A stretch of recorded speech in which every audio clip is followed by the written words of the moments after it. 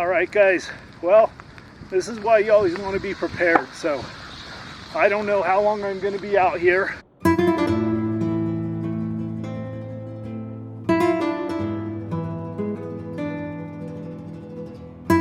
Happy Friday, Coyote Works here.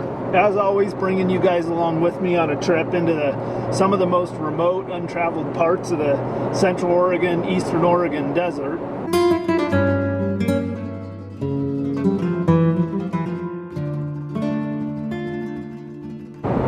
One of my routes that I end up taking a lot is heading out Highway 20 going east of Bend.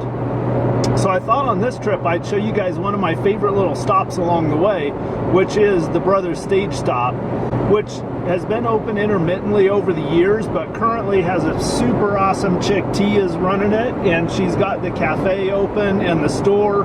So let me bring you guys along while we check out the Brothers Stage Stop.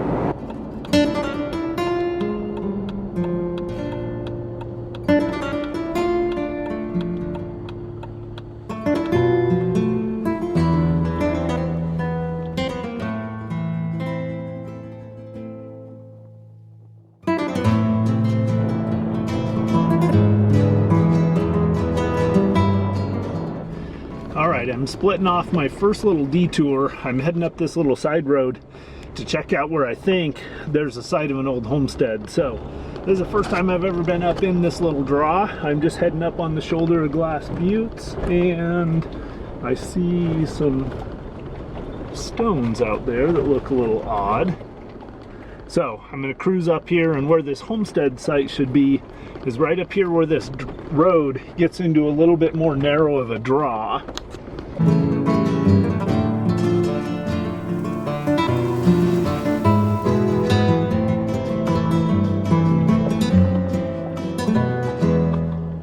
So I'm right on the west shoulder of Glass Buttes, and Glass Buttes is a giant obsidian flow. So here on the ground around me, there's a lot of pieces of obsidian, and here is naturally recurring obsidian, but actually the Indians used this area as a source for a lot of the obsidian for the tools and things they made. Alright guys, check this out. I just found my first sign of what looks like some homesteading or something up in this little draw, and this is super cool because I've long suspected there was going to be something up this draw. I've just never gone up it to explore.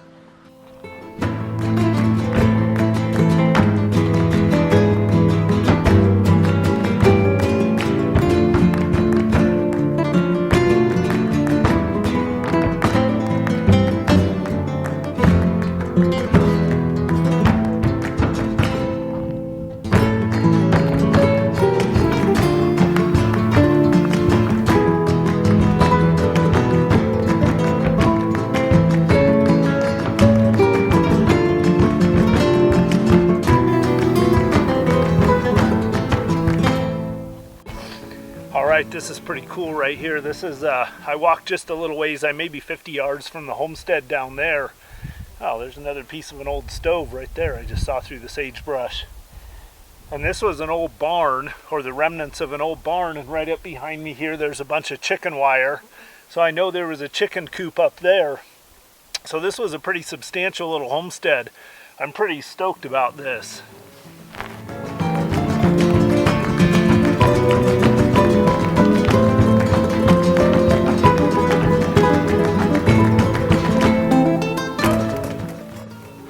Okay, I don't know if you guys can see this, but here's an old trail going down to that homestead building down there, and I'm finding glass and bits of metal along here. I'm going to follow this thing up. As you can see what's in the ground here, chunks of metal, cans, there's a post there. So I'm going to keep following it up this way and see if it leads me to another building. Look at this. Sure enough, there's another building. So that other homestead building, I don't know if you guys can see it, but it's right down at the bottom of that draw. And I just hiked up here, kept following the signs. I saw these posts sticking up, and then there's another down building right there. Let's go check it out.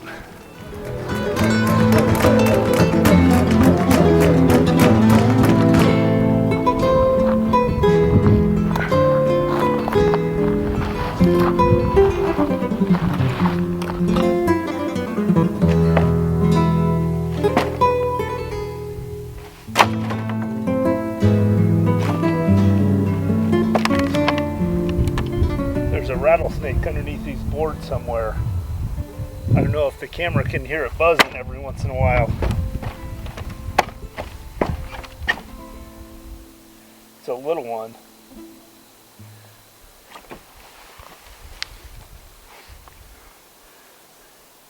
So this is definitely another dwelling structure. I can see the stove jack right there where the stovepipe came through the roof. There's a little bit of a root cellar dug underneath it right here behind me that all the boards have collapsed into from the homestead. That rattlesnake is working his way away from me. He's underneath all these boards right here, and every once in a while he buzzes a little bit and then moves a little further and buzzes a little bit, so I don't want to hang around here too long.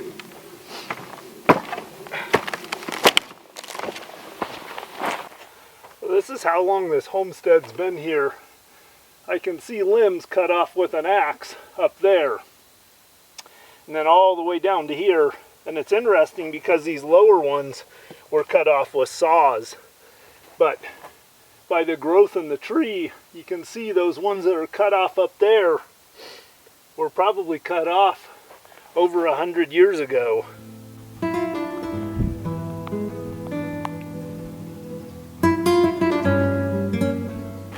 Alright, so I continued heading up this draw past the homestead, and I'm getting farther up on the shoulder of Glass Buttes, and now I'm starting to find bigger and bigger chunks of this obsidian. So I thought I'd just show you guys these. Now, this is a pretty good sized chunk right here, and it's mostly gray on the outside, but you can see the shiny spot right here where the rough part of the surface has been broken off. But that's a big chunk of obsidian. So all of these are volcanic glass. So this was a source for literally hundreds of miles around here.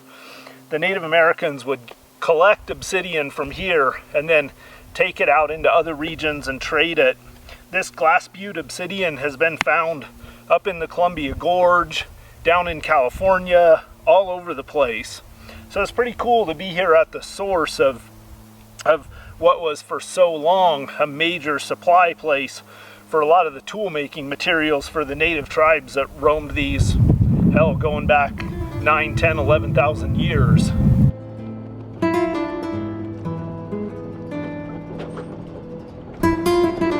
All right, I'm heading back down out of the draws and heading down off the shoulder of Glass Buttes, and I'm gonna head back down through the flat country. I'm gonna travel, about 6 or 7 miles across the big valley to get into the area where I'm hoping to camp tonight.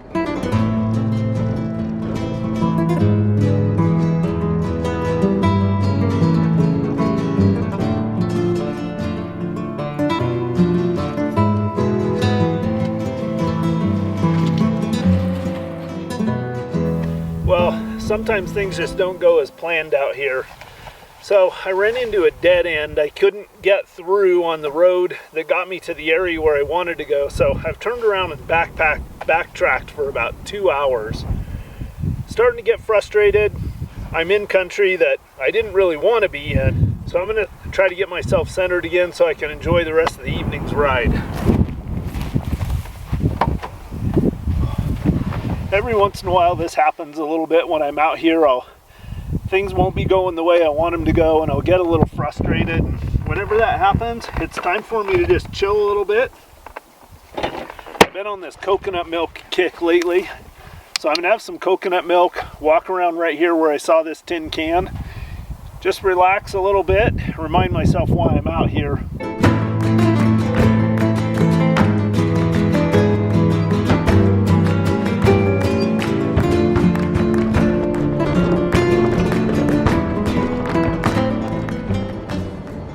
Well, I think I might have told you guys earlier that I was going to try to roll into camp a little early tonight, but I decided not to disappoint you guys, and in my typical fashion, I'm going to go ahead and roll into camp after dark, it looks like. So I've just lost the sun, it's gone all the way down. I'm in some really cool country here, which I'm stoked about, but I'm not exactly in a spot that I want to camp, so I'm just going to keep pushing on. I guess I'll just keep going, and then if it does get dark, then just a couple of minutes before dark or right before it gets pitch black, I'll probably go ahead and pick a spot to camp. But God, I'm going through some really cool country in here. I really like it, and I've never been in this area before. This trip already wasn't going exactly as I had planned, but what happened next was beyond anything I could have imagined that evening. About an hour or so before dark, I finally came into a valley that had a lot of level ground and was looking for a place to camp for the night. About halfway across the valley, I came to an old range fence gate. So like always, I turned the Jeep off, dropped the keys in my pocket, and got out to open up the gate.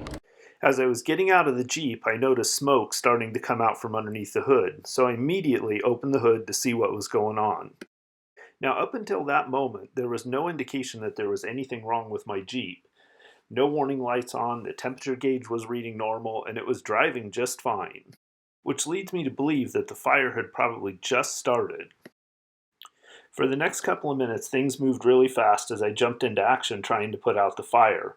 And yes, I had a fire extinguisher, and I used both my fire extinguisher and a couple of gallons of water trying to put out the fire.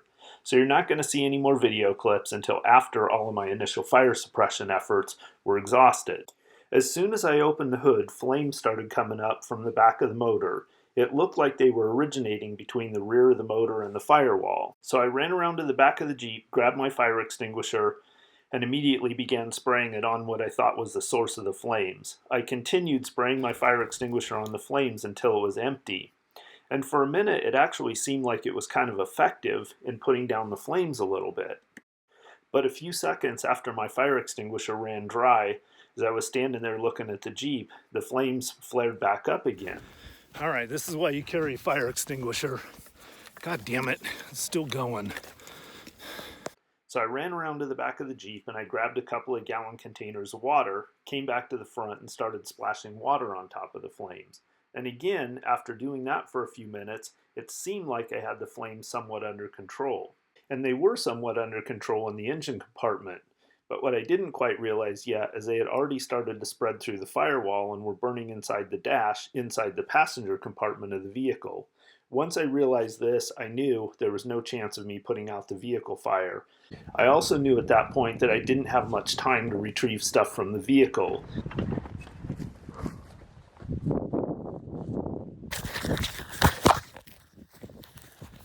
So then I immediately started redirecting my efforts towards pulling some basic survival supplies out of the vehicle in case I was stuck out there for a few days.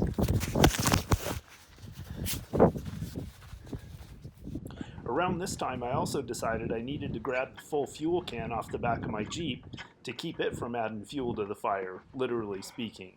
In retrospect, this was a little bit silly considering how big the rest of the Jeep fire was. I don't think that 3 gallons of gas was really going to make much of a difference.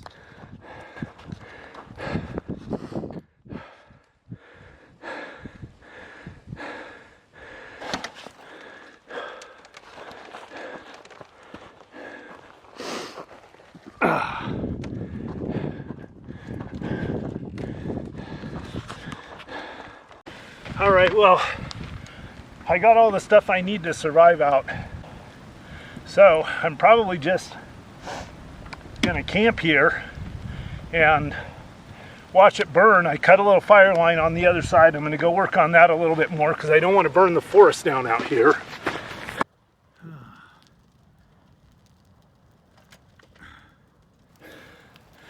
That wind's coming this direction, so I was trying to cut a fire line around this side, but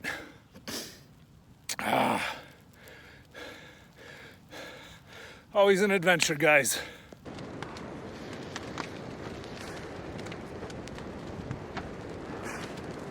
I spent almost 2 hours intermittently fighting range fires and trying to cut fire line in around the Jeep. The whole time I just kept thinking, no matter what happens, I cannot let this start a range fire. If a range fire gets started out here, it'll burn for 16,000 acres before it stops.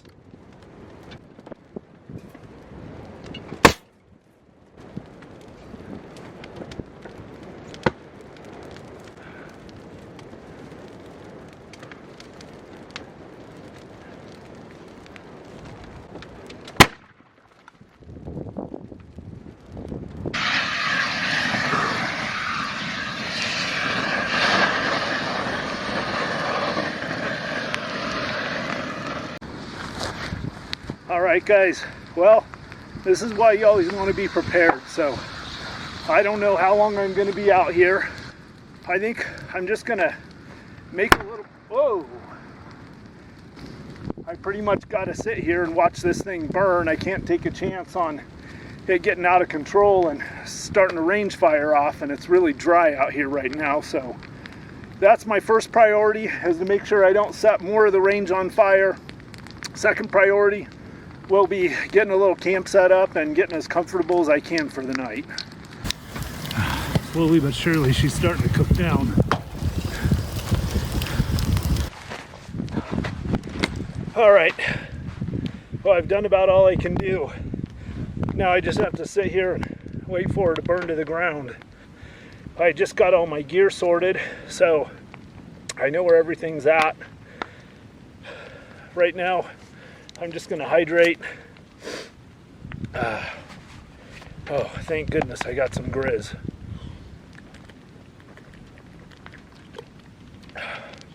So now what's going through my head is all of the things that I didn't get out of the Jeep. So I got everything that I need to survive. I've got water, food, all of that stuff. I'll be fine.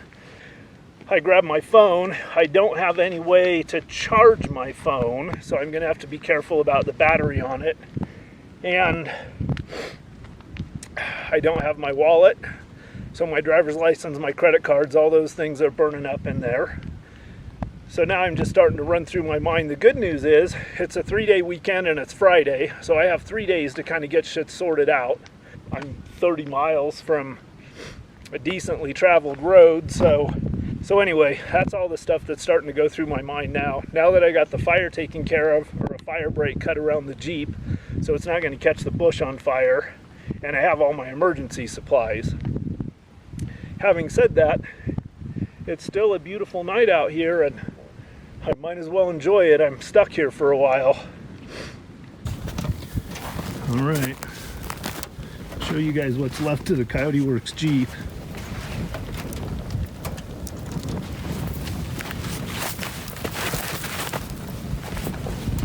Woo. Damn, that thing's hot.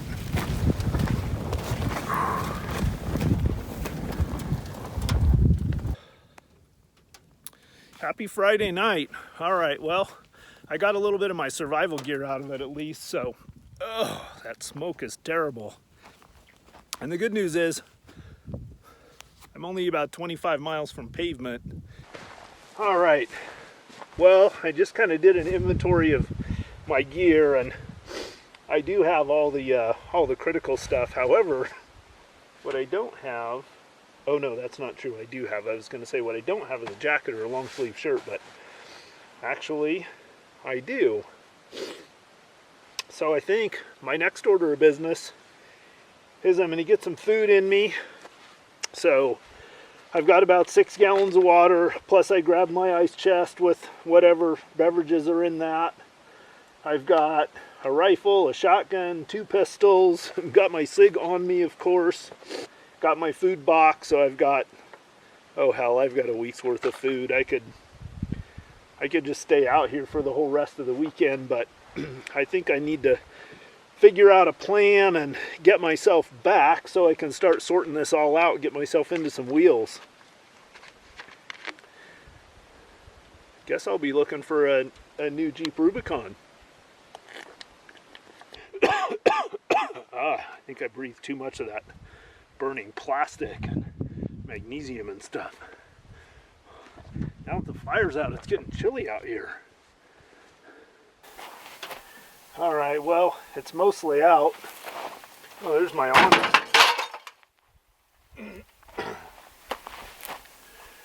Looks like the rooftop tent completely just burned, melted away to the ground. I don't know, guys. I don't think they're going to be able to repair it.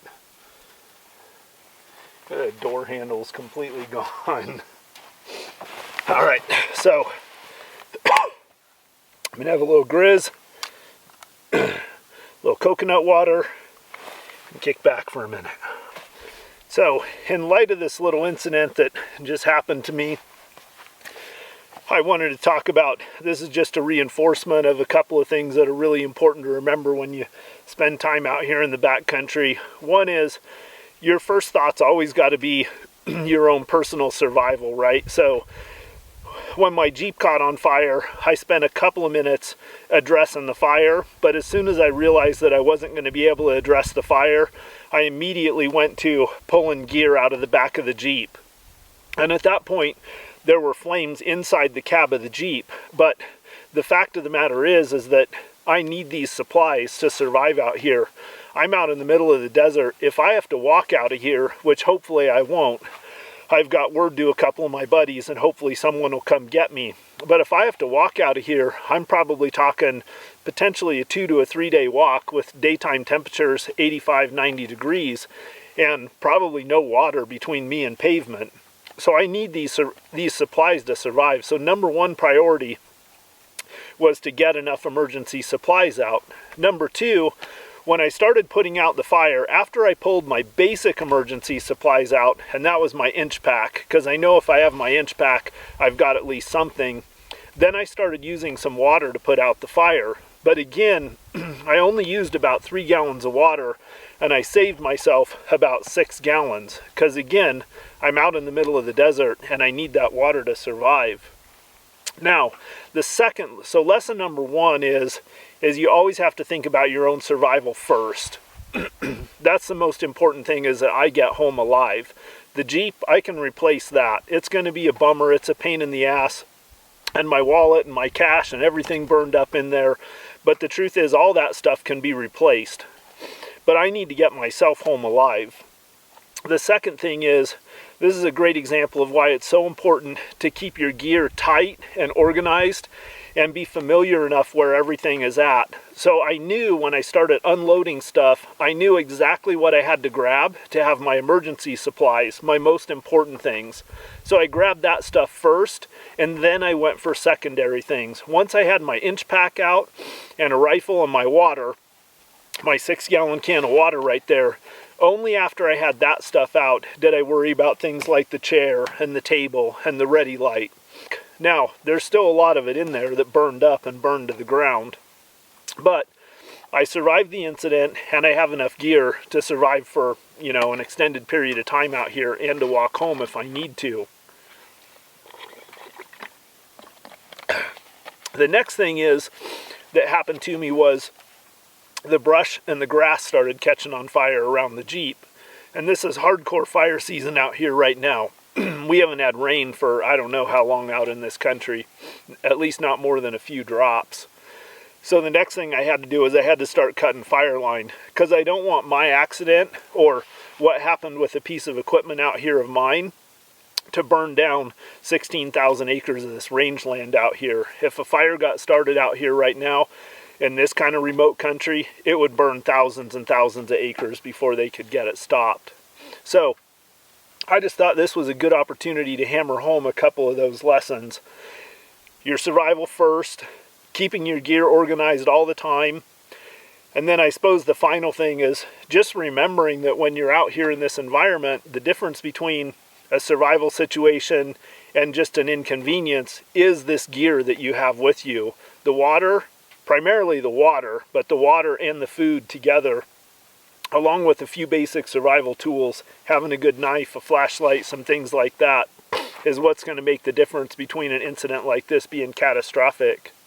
Now, I'll be fine. In a couple minutes here, I'm going to get my stove out, make a mountain house meal. The Jeep's pretty much, there's no flames going in the Jeep anymore. It's pretty much burned to the ground. There's still a few embers around it, so I need to keep an eye on it in case the wind picks up, but other than that, it's all in a day's work, and it's just another grand adventure.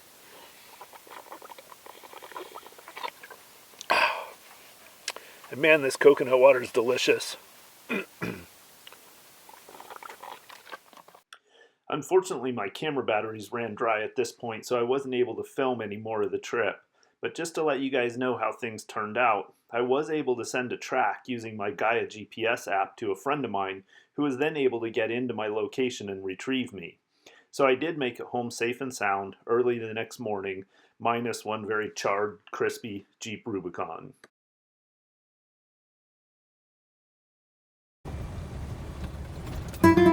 5 days later, we finally got a recovery crew to go in and retrieve the charred hull of the Jeep. The recovery driver said it was, by a long ways, the most remote, longest, roughest recovery he'd ever done. So that made me kind of proud. So that's the story of the day that I burned my Jeep Wrangler Rubicon to the ground. I'm working on another video where I'll go over some lessons learned, some of my theories on the causes of the fire, and some things you guys need to know about your insurance coverage for your overland adventure vehicles. I can't express enough how much I appreciate all the help, support, and contributions from you guys. It's because of that I'll be back up and running in no time, continuing my backcountry adventures and filming them for you to enjoy. So for now, Coyote Works out, and I'll catch you guys on the next one.